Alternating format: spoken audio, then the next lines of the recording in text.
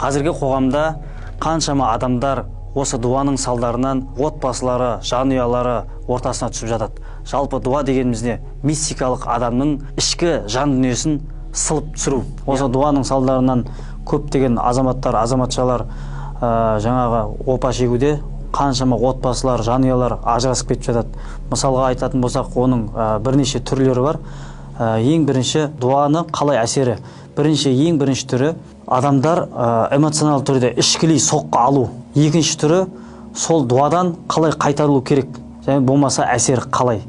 Бірінші соққы алған кезде адам түрлі ұйқыдан, ұйқысыздықтан және де психикалық адами ауытқудан ішкі энергиясын сыртқа шығарып ашушаң болып келеді. Көптеген үшінші жағдайы бар.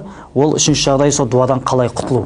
Шариғи тілмен айтатын болсақ, яғни таза жүру, Құраннан алыстап кетпеу, және де барлық жерде өзіне өзі қоғамға бейім байланыста жүру. Дуалардың кесірінен сақ болудың тағы да бір жолдары: болмайтын балгер, болмаса бақсы, құмалақ ашатын құмалақшылардан кез келгеннен еріп кетпей, сеніміне кіріп кетпей, сақ болуларыңызды сұраймыз.